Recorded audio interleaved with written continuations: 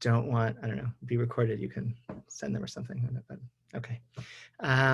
So welcome everyone. There has been, this is I think the fifth shiur that I've taught since March on some of the halachot that have been debated and deliberated and discussed in these unprecedented times. We looked at some of the more ethical questions about putting others at danger, in Russia Weiss's true vote.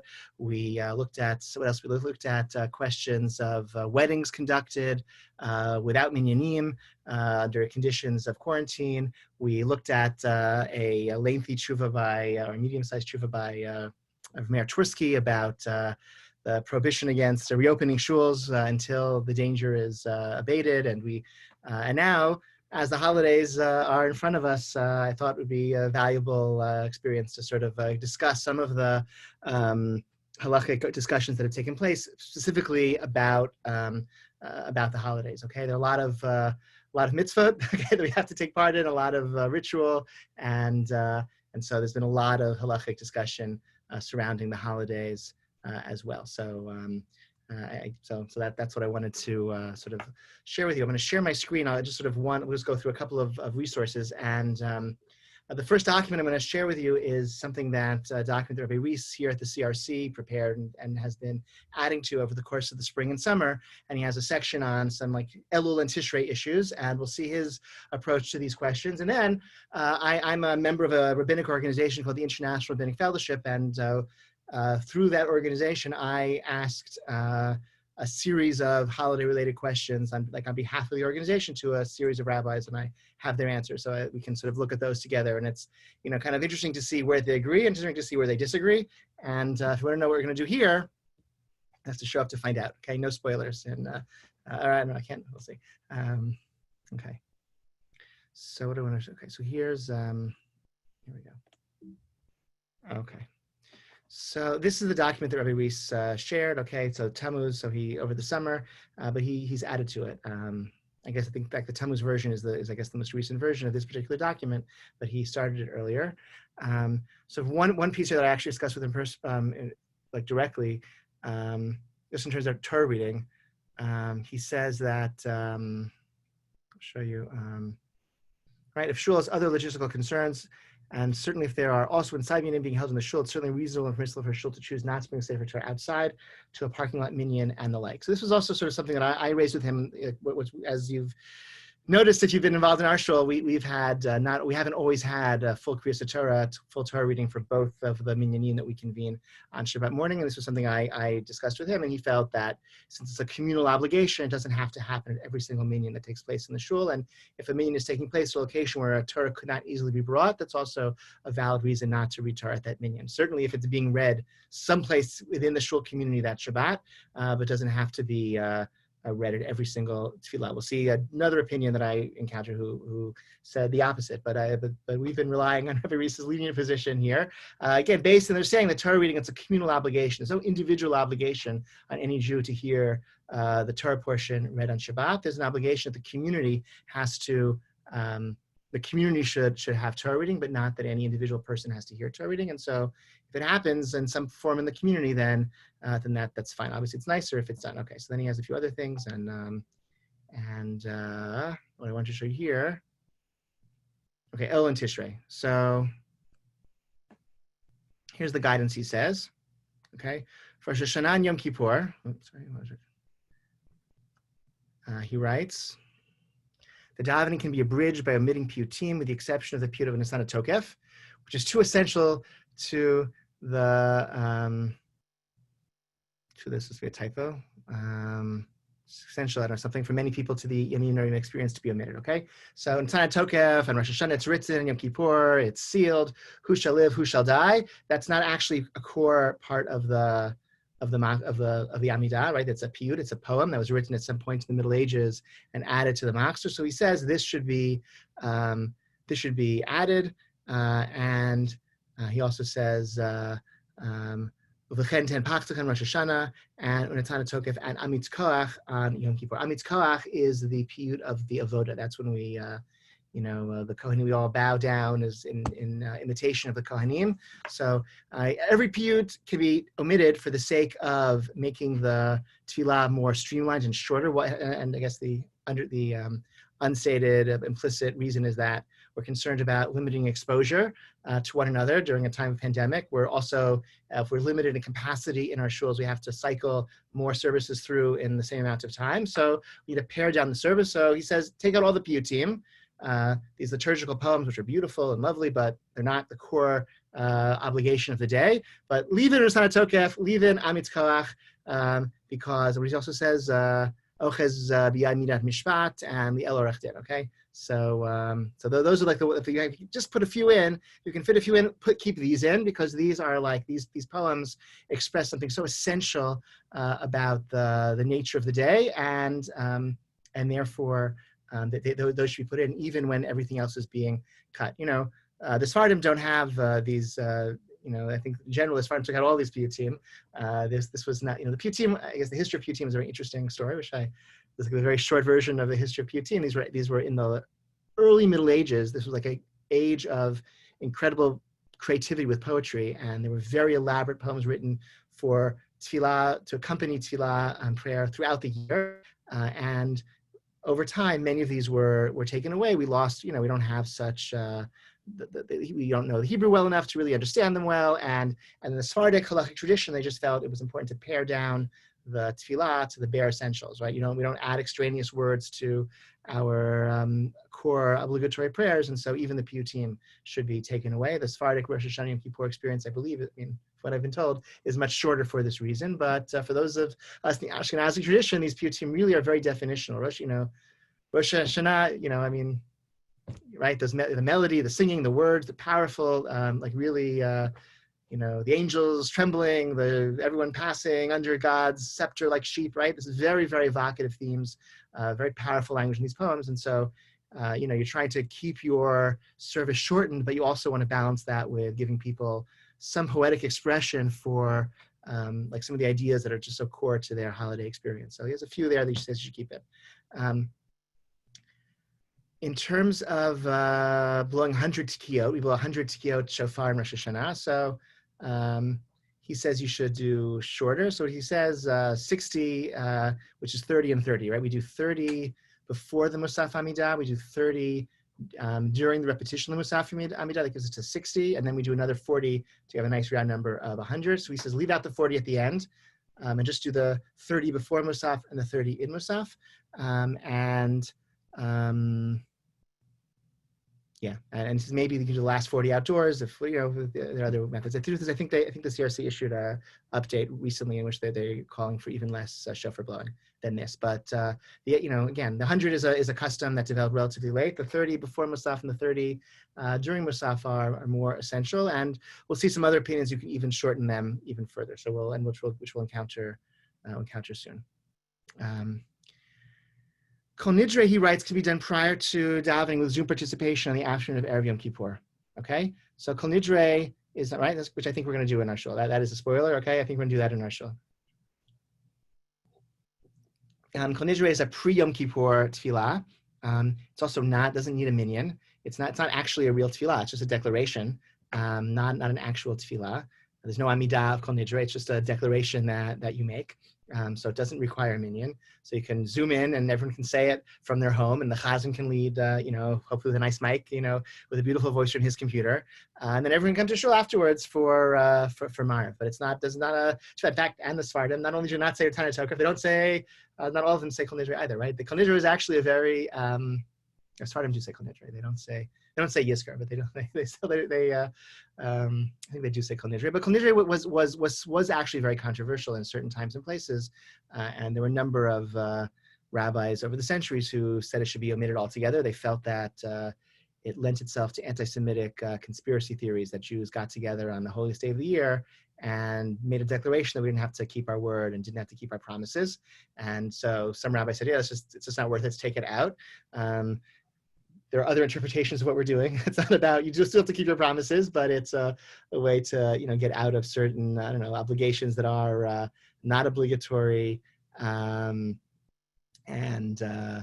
not obligatory, obligations you might accidentally take upon yourself. So however, he does say that you need to have 3 participants in the shul with Kol Nidre when Kol Nidre is broadcast to the congregation. Who are those 3? Those 3 constitute the Beit Din. Rabbi Reese thinks that a Beit Din has to be present, the Beit Din of 3 men, 3 adult men standing in the same place. They constitute a Beit Din, and the Beit Din is also what we're doing as Kol Nidre is recited. The Beit Din says, if you recall, in this Yeshiva Shalmala, Yeshiva Shalmata, we declare that it's permissible to pray with the sinners. It's very dramatic, like a Beit Din is there flanking the Chazan as he says Kol Nidre, and Rabbi Reese thinks the Beit Din actually has to be present in the same place. We'll see other opinions about that. And then you, I guess, would turn off your computer and go to shul for Mariv or say Mariv at home or whatever when the fast begins. Somebody asked, Gideon Horberg asked, if you do it before the fast technically starts, do you need to start fasting? When you said, I think not. I don't think you accept the fast because you're going to turn your computer off and do whatever electronic things. You can light candles and all those things after you turn off the computer and after you recite Kol Nidre, so you could have another glass of water or something. And my experience, it never helps. I don't know. No matter how much you drink right before Yom Kippur, I'm always thirsty by the end of Kol Nidre. Okay, so this is Rabbi Reese's overview, and I'm going to share some other opinion. Any questions on what we saw so far? Any things he said? You can chat or unmute yourself if you want to ask. Okay, all good. All right. So the next thing I want to show you is, let's see if I can find it. How do I? Hold on. Here we go. Okay, so here's, you can see the questions that I asked. Let's just focus on the questions for now, and somebody has a chat. Have you blowing shofar? Have you been blowing shofar during Elul? So the truth is, we did when we had somebody. We don't since COVID times. We have not had a shachrit minyan at the shul every morning. So interesting little demographic anecdote. We have about 1/3 of those who have been. You too. 1/3 of the people who have been participating in in-person tefillah are only comfortable doing so outdoors, and shachrit we have to do indoors right now because we share a parking lot with the JCC. So we have a minyan on shachrit much less frequently, and when we've had a minyan, we've had blown shofar outside. We at the end of shachrit, we open the doors and blown outside. But so we have it in that way. But okay, so here's some questions. The questions I asked, and this is the blue is Rabbi Dov Linzer's answers, and we'll see a few answers to these questions. He asked, how should Slicha be recited over Zoom? Okay, if there's a minyan gathered in one location, others participate electronically, how should those participating electronically respond? Should they recite the 13 midot? If there's no minyan gathered in one location, how should Slicha take place? And when should Slicha take place? Does the health preference for outdoor gatherings support an earlier time, perhaps before Chatzot? Okay, that's the first set of questions. Okay, second set of questions, does Hatzarat Nedarim require Beit Din in one location? Okay, we Erev Rosh Hashanah, some people Erev Yom Kippur, we gather in the shul before Beit Din, we annul our vows. Again, these are optional practices we may have taken on, and they have become obligatory upon us because I always stand during the repetition of the Amidah. So I do it enough times, maybe it becomes an obligatory obligation on me because it's like a pious practice I've taken on. And so Hatzarat Nedarim, we annul our vows, and for a Beit Din, we say, no, I just meant to do this good thing. I didn't mean to make it be obligatory. Okay, so does the Beit Din have to gather in one place? Okay, how should someone appearing before a Beit Din via Zoom participate in Hatzarat Nedarim? Okay, then question, how should Rosh Hashanah Yom Kippur Tefillah be shortened to minimize exposure to maximize the number of smaller minyanim? That's the same question that we saw Rabbi Reese answer. For congregations who will convene Kol Nidre online via Zoom prior to sunset and Erev Yom Kippur, must a Beit Din be present in the same physical space as the Chazan? Rabbi Reese, recall, said yes. If multiple small minyanim meet over the course of Rosh Hashanah Yom Kippur, does each smaller minyan need to include a full Kriyat Torah? What do you recommend for Tikat Shofar that takes place outdoors and separate from Tefillah? How many kolot? What order of kolot? That's a question we do not see, right? A shofar only service, not connected to Musaf.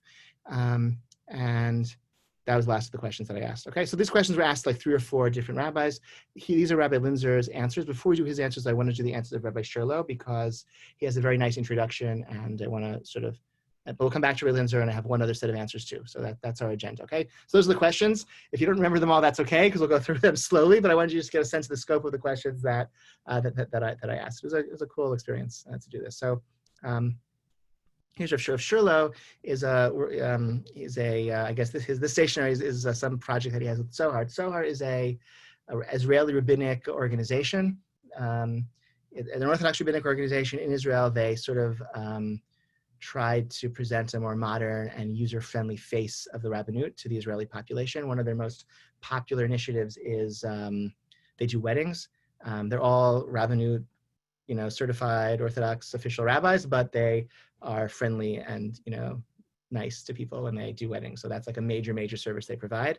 And they've branched out into other areas as well. They do some kashrut stuff now. They have an ethics center, apparently. Rav Shurlo also was a Rosh Yeshiva at Yeshiva in Petach Tikva and maybe elsewhere. He became really famous for doing these. He published like 4 volumes of halachic she'elot tshuvot via SMS, via text messaging, which he published like 3 or 4 volumes of shoot SMS. That's like another, no, that's not true. It wasn't shoot SMS. That was, his was, it was like through a website. It was like an Ask the Rabbi website. He was like one of the rabbis of a very popular Ask the Rabbi website. And he published several volumes of she'elot tshuvot based on that. So that's sort of another way he became famous already, like, I don't know, 20 years ago or so, 15, 20 years ago. So here's what he writes. And it says this is to Rabbi Nathaniel because Rabbi Nadi Helfgott sent on the questions to him. So here's his introduction, which I'll read and translate. I think the introduction is really helpful framing. Lifnei psika, before providing an answer b'nosim ha'ela with these subjects, ani matzi l'chol rav, I recommend for every rabbi, likro et hatshuva harishona b'shut Trumat Hadeshen, the very first tshuva published in Trumat Hadeshen, which is a medieval Ashkenazi collection of halachic writings. He oseket b'minhag hanafutz b'Europa likro kriyat shema al shal arvit harbe lifnei tzedek kochavim v'afil lifnei plag hamincha. He writes about this practice in Europe, Northern Europe. Okay, they said Mariv and said Shema many hours. Okay, before nightfall. Okay, even before Plag Mincha, right? Like in I don't know, Northern Europe, okay, in Lithuania or whatever, in Northern France even England, okay, or whatever, the sun doesn't set until 10 p.m. and you daven Mariv at 7 o'clock. It's like, well, very early, okay? So what's going on? Okay, so that's discussed in that first tshuva in Trumat Hadeshen. Umadua, why should you read that? So there's absolutely no halachic basis to permit saying Mariv and saying Shema when the sun is still in the sky. Before Plag Mincha. It's unclear what exactly is the meaning of saying the evening Shema during the day. There's no halachic basis for it. What mitzvah are you doing? From the other hand, Bishal Havanato, Shema Chen, Lo Yinhagukach, Lo Titkiyam Tshila Arvit, Velo Yikrat, Shema Bechlal, Humatira Filu L'Talmidei Chachamim Litzaref Lekach. But if you don't do this, no one will daven Mariv at all. They'll forget there's such a thing as Mariv. No one will say Shema at all throughout the summer, and they'll probably forget in the winter too. And so it's permissible, and even Torah scholars who know better should participate in these minyanim. Ani chash. This is exactly how I feel in these topics. I want to follow in the paths of the Trumat Hadeshen.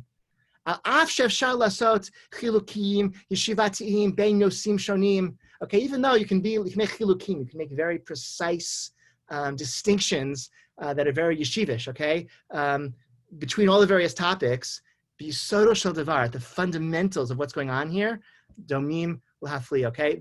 They're exactly the same as what the Trumat Hadeshen was talking about of saying Mariv during the day.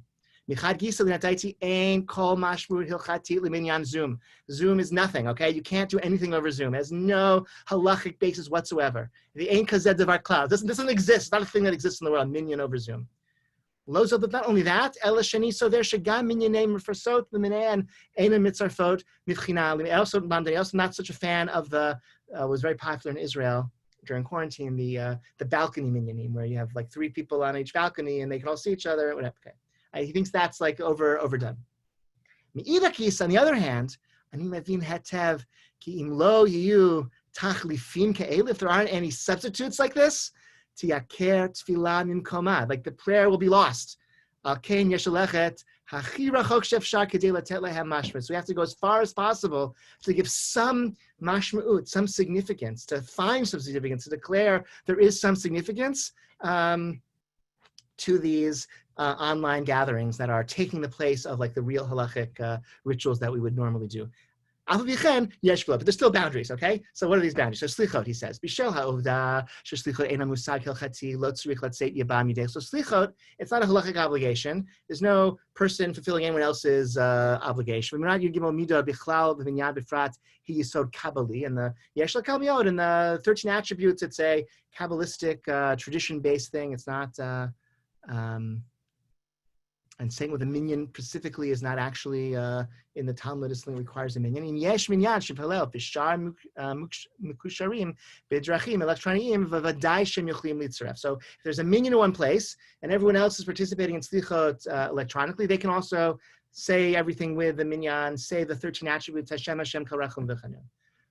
Zohar derech hanochana l'sod. This is the best way to do it. 2. In ein bichlal minyan, if there's no minyan at all, which hopefully that's the situation we're not going to have to face this year, this slichot season. You could say the slichot on Zoom, okay? So what do you do about the Yud Gimel, 13 attributes of mercy, Hashem Hashem karachum v'chanun, which we say only with a minyan if you're convening only on Zoom. So you lane it, you read it as though you're reading from the Torah. It's a verse from the Torah, right? From Parshat Ki Tisa.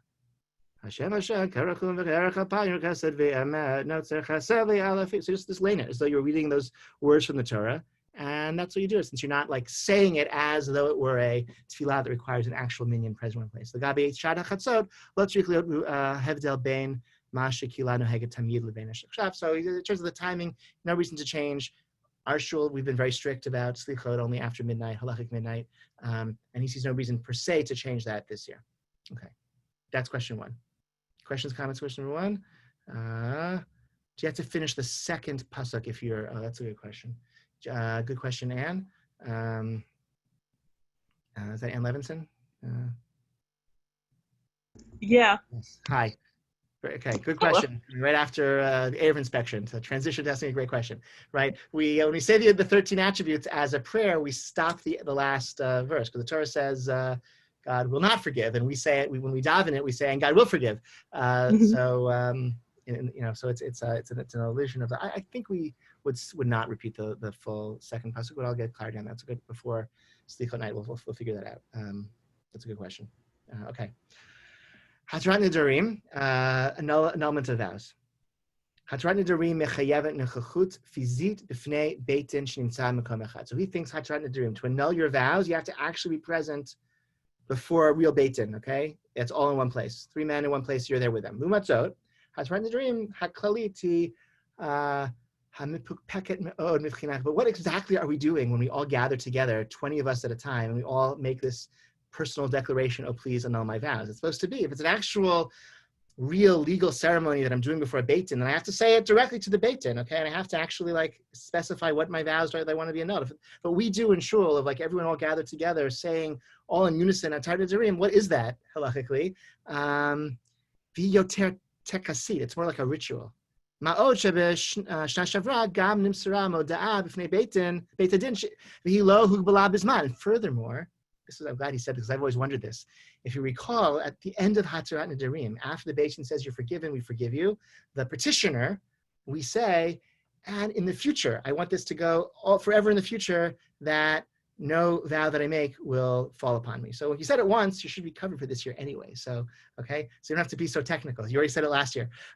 Lo zo bilvad, ela shebchina lamdanit tafkid beit hadin b'Hatrat Nidarim hu merkav me'od. And further, what does the Beit Din have to do if you're making this declaration that had I known that, I'd be accountable for this high standard, and that it would be considered obligatory, I never would have done it in this way. So the Beit Din isn't like, what's the Beit Din doing? Are they permitting to you, or you're just actually clarifying before God that you were never necessarily something that was obligatory to begin with. Okay. So he says, if it's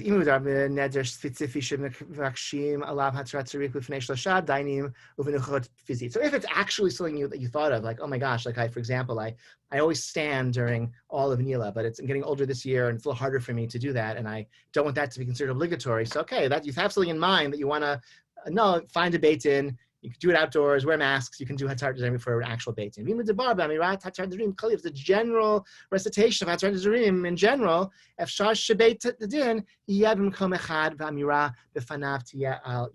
the beit in can be in one place, and everyone else can go in Zoom. But he still thinks the beit in has to be together. Okay. So far, so good. Moving on. Shortening tefillah. From the perspective of pure halacha, just say the repetition of the Amidah with the shofar blowing, v'lo putim, v'lo kol davar, nothing else, no added anything. But I think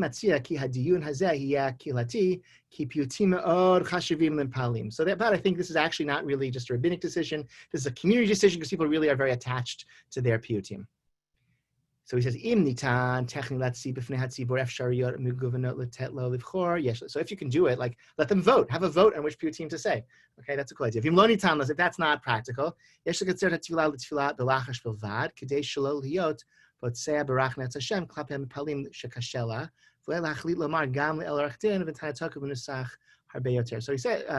so just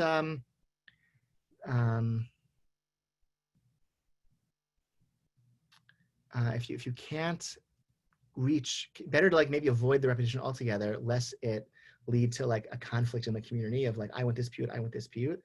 I feel like, I don't know, in America, I can't imagine that quite that passionate about their piyutim. But then he says, Tana Tokef and the Elot Orach Din, put those in. Everyone really likes those. They're really powerful. People who really attach to it, and you don't want to do it. Okay. Can I zoom in on the text? Oh, sorry. Is that better than it? Is that better? Yeah. There you go. How's that? Okay.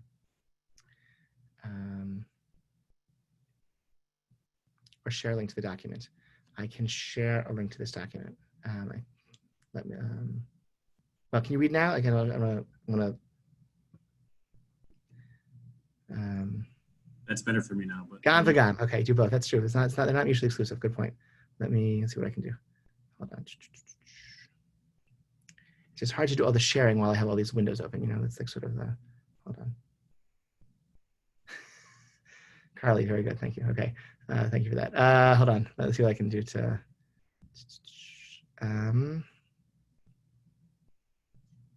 Sorry.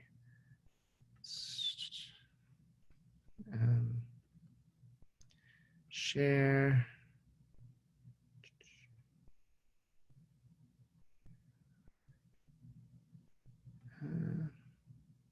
View, copy link, done.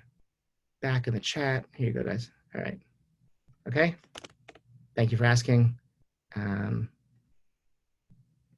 Okay. That should work. All right. Let's go back.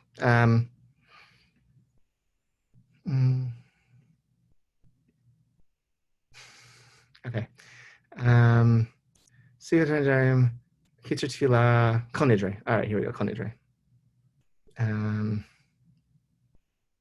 Getting answer there, machzor without piyutim. That's a great question. So the answer is maybe not. But for the silent Amidah doesn't have piyutim. So you would say the silent Amidah, and then the repetition, you would just go back to the beginning and say it that way, or you just skip the pages. I actually happen to have a Yom Kippur machzor that Rav Yosef Rimon, who we've encountered before in these classes, made for use in, it's called, what's it called? It's like for soldiers or people in like exigent circumstances. And so he has I think he's like color coding for things that you omit if you don't have a minion, or things you can omit if certain circumstances. So that I bought it this year so that it can be you can sort of help like making some of these decisions. You have some charts of how things come from. So that.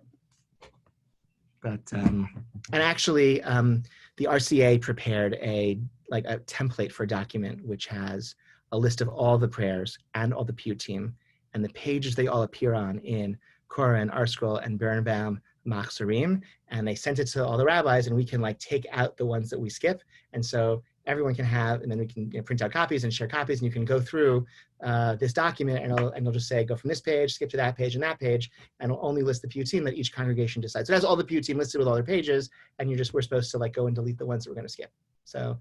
And they gave some guidance. They put these in bold, they put these in italics to say, which ones you should prioritize based on your time constraints. So that also, so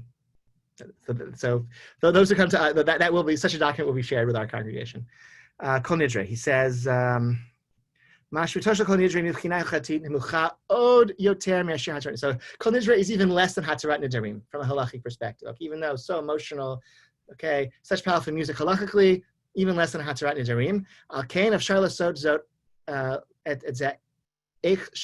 Whoever is easy for the congregation, you should do that. Okay, Zoom, whatever. But there are two things, Dvarim, I think. Shnei Dvarim, two things have to be said at the outset. One, Al Data Makom, Ken Chayav Li'amer Al Yidei Beit Din, Shnimtza Ba'ofen Fizi B'Tu. So that declaration, the Beit Din says, Al Data Makom, V'Al Data Kal, V'Shiva Shamala, the Beit Din declaring it's permissible to pray together with the sinners. Okay, that does have to be said in the presence of an actual Beit Din. With Shirlo is consistent. With Rabbi Reese as well, anything that's an action of a Beit Din requires three who are physically in the same place. Sheken Zoe Nitinat Rashid Gam the Moradim Hikilal Tzaref B'Yom Kippur B'Ofen Charib. Hey, this is permission being granted to those who rebel against the Jewish community. They too can come back and join us Yom Kippur. Imlo, Ein Lamar. But and if not, and you just skip it. If there's no Beit Din present, if that's not possible, if that's not practical because everyone's on Zoom before the holiday starts, and you're not going to pick a Beit Din to join the Baal Tefillah in his house, right? So skip that line. And then he says, okay, you have to turn off your computer before you say Shechianu. The Shechianu bracha is when we actually accept upon ourselves the Kedusha, the sanctity of the day, all the restrictions of the day, including the restrictions of fasting, someone asked earlier, okay? So that comes from Shechianu bracha. So everyone turns off the computers before you say the Shechianu. And then 20 minutes later, maybe you have a minyan in shul or in the parking lot or in someone's yard or whatever or in your living room, wherever you're going to daven Marav. Okay. Kriyas Torah. Moving on. All right. Ikar Kriyas Torah hu aliyata karim. Al kain afshar lekatzer takriya ulikro lechol echad shloshav. Oh, fascinating. So this is interesting. He thinks the essence of Kriyas Torah is that you have 7 or not on Yom Kippur 6 and Rosh Hashanah 5 olim go up and have their aliyot. A certain number of aliyot have to happen, so they can each read 3 psukim. And all the rules. Okay, you can't end aliyah right towards the end of a paragraph in the Torah.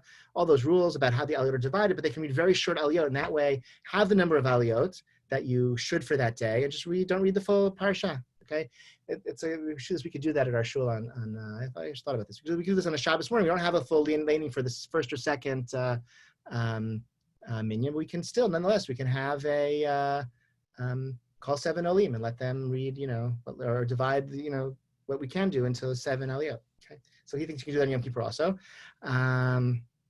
But pick, relevant material. From near Elisha Kitzur, who rak shall comment a code, but how much time are you saving if you don't do a full kriya? It's not a lot, it's not a very long Torah reading on Rosh Hashanah Yom Kippur. You're only saving a few minutes. Do the full Torah reading. Our issue is not the length of the Torah reading. Our issue is finding Torah readers for all of the minyanim. In Israel, the Torah readers are easier to come. You just walk out the street, you find someone who knows the laning. Here, it's a little harder. Okay. So what's the most important shofar blowing? It's a shofar blowing that we do, the second round of shofar blowing, that ones that we do during the repetition of Musaf. 10 Right, 10 tiyot for each bracha. Not a big deal, just do it.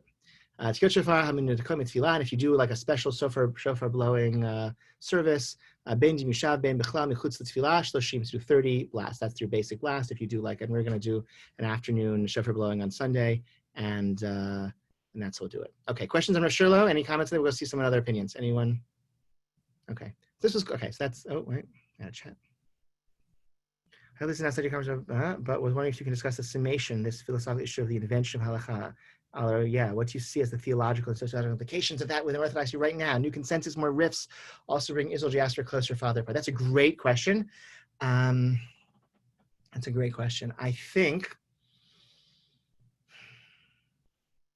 it's too soon to tell. I think there's like so much halakhic creativity right now, and it's really too soon to tell. And I think it's actually not just true in halakha. I think we've had all these conversations like in these last 6 months about, I can't wait until we're able to X, Y, Z again, right? It's be so wonderful when this is over and we can go back to whatever it is that we're missing very much. And then there are other things like, I'm realizing there are a lot of in-person meetings that really should have been phone calls all along. And now I've discovered that, okay? Like, I don't know, some of these board meetings, let's keep them in Zoom, okay? Even years from now, it's a lot more pleasant, okay? So I think like the whole world is discovering like certain things so much better to do from the comfort of your home over Zoom. You don't have to travel, don't have to go outside. And then some things, wow, that physical proximity is so valuable and we miss it so much. And I think it's true in ritual as well. I think some of these ritual shifts we've been pushed to adopt by emergency reasons will like abandon really quickly. I think other things like now, like Kol Nidre, like you can do it over Zoom. So like,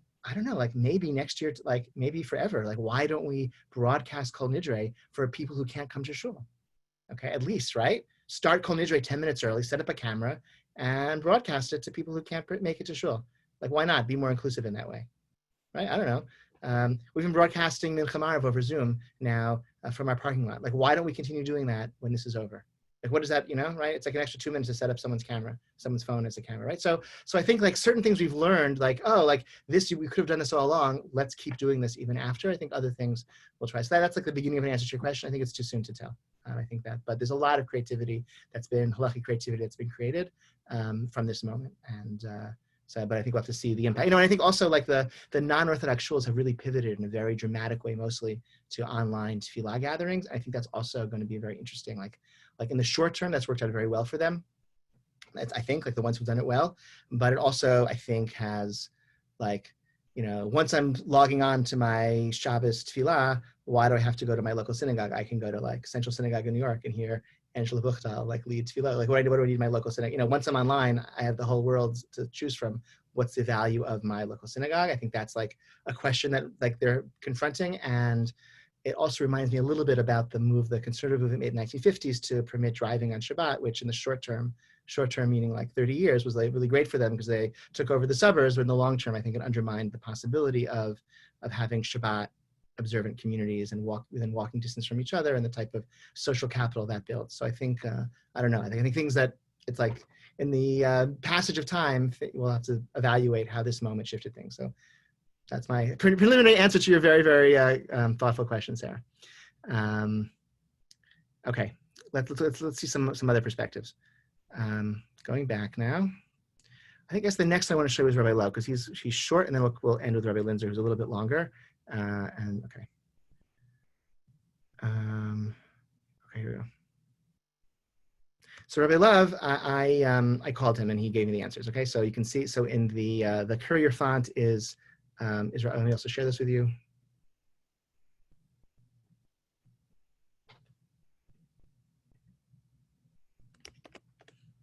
Okay.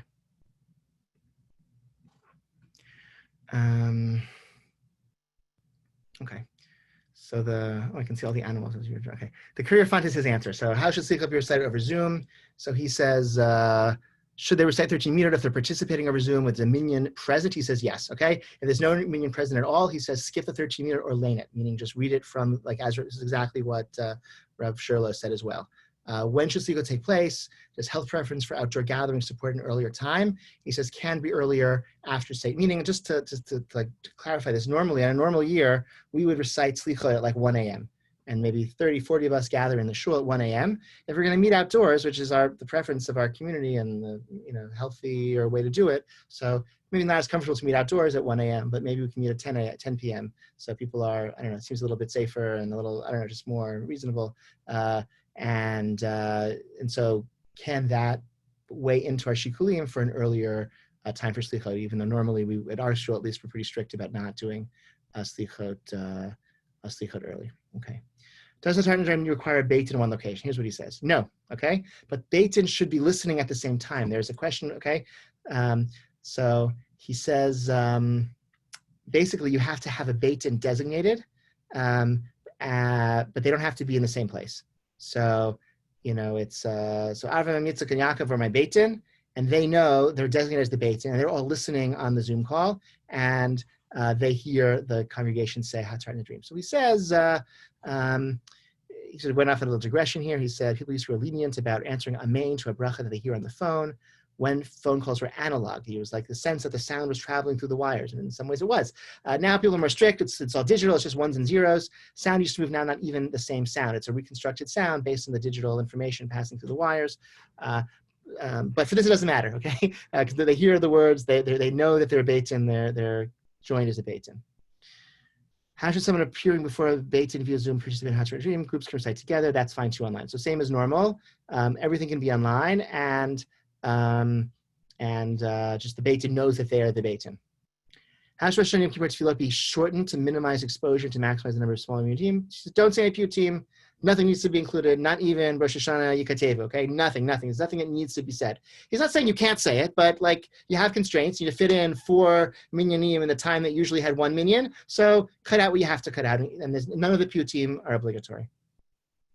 For congregations that will convene Kol Nidre online via Zoom prior to sunset, every Kippur must debate and be present in the same physical space. The Chazan, he says, same as Hatat Nidarim. Chazan can say B'Shiva Shal Mala. 2 people along with the Chazan should have in mind that they're his beit-in, just like Hatzarat Nidarim. So there too, he's more lenient than Rav Sherlo and Rabbi Reese. He says you can have a beit-in that's not in the same place. They just have to know that they're the beit-in. So the Chazan says, and 2 other men know that they're the beit-in, and that just works as well. If multiple small minyanim meet over the course of Rosh Hashanah Yom Kippur, does each small minyan need to include a full Kriyat Torah? He says yes. Once there's a tzibur, it's chayav and Kriyat Torah. So he's strict on that in a way that the others were more lenient. I don't know that, I didn't ask him about the other solutions of having Kriyat Torah but doing less. I don't know that he would be opposed to that, but you shouldn't skip Kriyat Torah even if it's already read in your shul community at an earlier minyan. In terms of the Tkiyat Shofar, that is separate. He says 30 kolot, right? Just the basic 30 that like what we do before Musaf. And what about within shortened tefillah? How do you do it? So if there is Chazarat Hashatz for Musaf, you do 1 tashrat after each bracha, and you do the 30 before. So that would be only a full. That would be 1 to 4 times 12, plus that'd be 42 kolot instead of 60. So let's explain how this. This is kind of interesting. So let me explain how this works. This is a question first. The pidgin that are supposed to be said during Shachrit, one can say them later for funsies, out of order or not. Yes. That's important. Yes, you can say the piyutim on your own time, right? You can say them separate from a minyan, separate from shul. You can go home and sing them to all your favorite melodies at the top of your, whatever, and that's fine. That's absolutely fine. Yeah, it's a great question. Thank you for asking. Okay, so let me explain what he says about Tkiyat Shofar. I'm going to try to, I'm going to stop screen sharing just so that, I don't know why, it makes it easier for me to, okay. The Talmud describes a dispute about how shofar should be blown. Everyone agrees that that the shofar blowing has tkiyah at the beginning and tkiyah at the end. Tkiyah as a straight blast, a triumphant blast, and in the middle is a wailing sound. But the Talmud records 2 different opinions, let's say, about what that wailing sound is. One is the wailing is like genuche ganach, like that's the wailing. That's what what the Torah calls a truah, is what we call a shvarim, a wailing, a moaning sound, a groaning sound. And the other opinion of the Talmud is that what the Torah calls truah is what we call a truah, which is a yilala. It's a ba ba ba ba ba ba ba ba. What we call a truah. Okay, so there's the one opinion is that on Rosh Hashanah you're supposed to blow Tkiyah, Shvarim, Tkiyah. The other opinion is Tkiyah, Trua, Tkiyah. And then along comes, I think it's Rav Huna, who says you should do the Shvarim, Trua together. Do them both. There's a question about that third position. Is that third position a compromise, an attempt to accommodate both of the earlier positions, or is it itself a unique third position, which is distinct from the earlier 2 entirely? Okay, and that's I think an open question in the Talmud, whether In other words, whether there are like 3 essential positions about how the shofar is blown, or are there 2 essential opinions plus a 3rd method of accommodating both of those earlier 2. And that's an open question in the Talmud. We do all 3 of them. And we do all 3 of them many times to for each one. But Rabbeinu Tam points out that the tashrat, which is that 3rd position, all of them together, that should, either way, it should work. It should be fine for the position that says do that tashrat, that all of them together, and for both of the earlier ones, like you've done the correct truah according to each of those earlier opinions, because they're both included in the tashrat. So you could do a tashrat and you've made everyone happy. It actually works. What's the problem then? What could possibly go wrong with it? If the true Torah way of blowing shofar is, let's say, tkiah, truah tkiah, which is ba ba ba ba ba ba ba ba ba ba, and you then do the tashrat ba ba ba ba ba ba ba ba ba. You've put an extra shvarim in between. You've made a hefsek. You've interrupted. You've put an extraneous blast in the middle of your mitzvah blasting, and that could be a problem.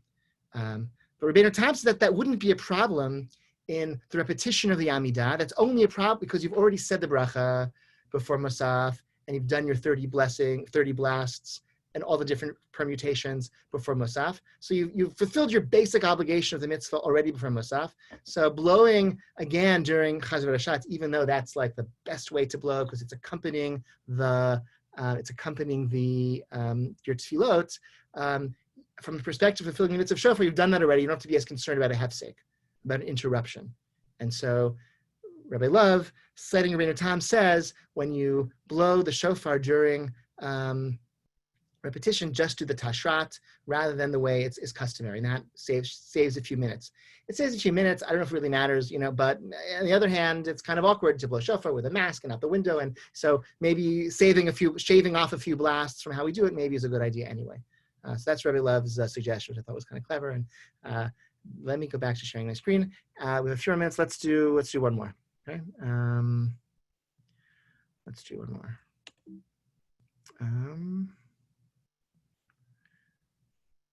Okay, so that's Rabbi Linzer. I think we okay. I'll share with you again.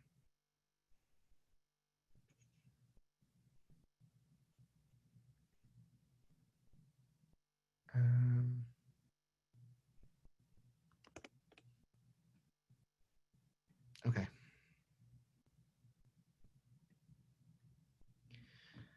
So what is he? I'm going to sort of focus on what he says is different.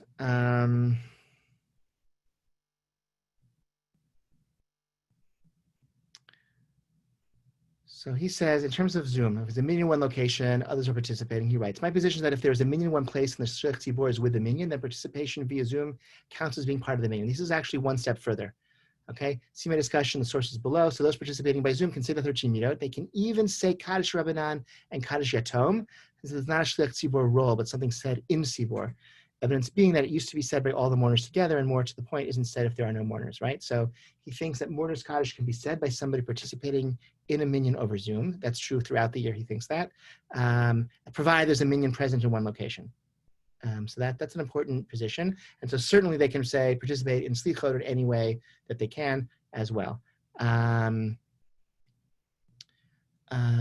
he says, if there's no minyan, you just say, in one place and you say slichot without the 13 midot, or say it with a full trope, okay? All right. And when slichot should take place? So he says, it can be done earlier, as was done. He's, of course, Igros Moshe. This is talking about a case where it was the people concerned about crime, and he felt that people could do it earlier in the night, and so he, even the more so if the circumstances, I don't know. I mean, it's not. You can tell me if you think I'm wrong. I feel like if we're meeting in the parking lot, it's like, I don't know, like doing so at like 1 a.m. is going to be a little bit, I don't know, not quite as comfortable in the same way as being indoors at 1 a.m. If I'm wrong about that, let me know. We still haven't scheduled it yet, but I just feel like, there are leniencies that many congregations take advantage of in normal years. I feel like for this year, we should also take advantage. Also, extra sleep is also good when we're trying to fight a deadly pandemic. Okay, for Attar Nadarim, so he says,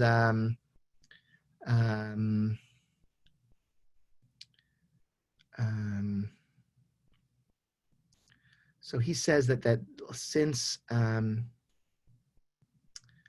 many of the requirements for Beitin don't apply for the Beitin for Atarat Nedarim, there are many leniencies that apply. So he feels that they don't have to. So there are many arguments that you could say that they. Which really says, okay, we have time to read what he says.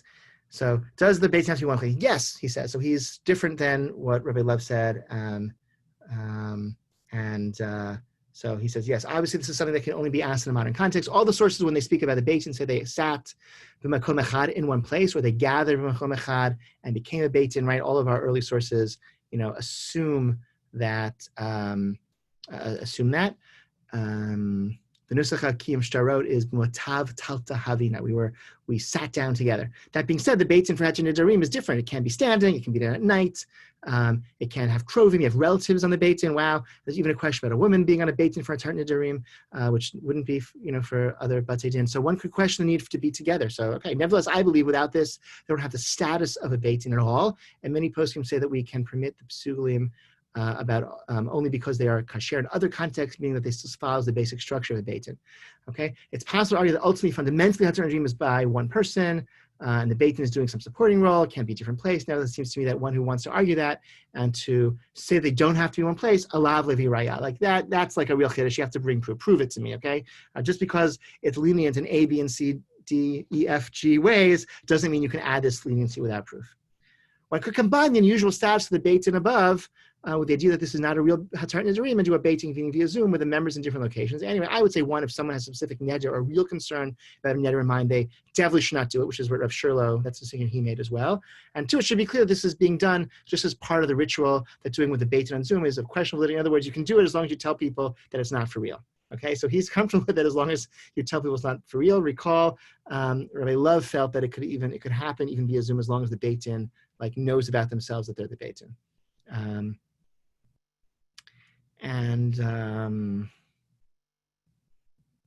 Let's see. So he says, look at this. And for Kol Nidre, and just will sort of share to see the similarity for Kol Nidre, he says, there's value in the Beitin being in the same place, but not necessary. This isn't real Hatarat Nedarim. Even less than we do before Shoshana, people should get off Zoom before Shechianu, which would be Kabbalah. So he agrees with the Shurlo in that. So he's strict that the Beitin has to be present for Hatarat Nedarim. If it can't be, okay, but let people know that this is just a ritual and not for real anyway. And if they actually have a neder they want to be annulled, seek out a Beitin. For Kol Nidre, though, he feels it's not necessary and the Beitin doesn't have to be present. Okay. I think he has some extra footnotes here, which you can, I think, look at on your own. I think we'll pause now. As you can see, we sort of just scratched the surface, but these are some of the questions that I've been thinking about and many of my colleagues have been thinking about for these past few weeks. There are other questions as well that keep on emerging, and maybe we'll have further iterations of the Halakhah of Coronavirus series. Any final questions or comments before we end for the night? Via chat, or you can unmute yourself if you want. Okay, so thank you again. I hope to see you all at some other locations. Shana Tova. Otherwise, thank you for listening. Thank you for joining, and see you around. Okay, take care, guys. Thank you.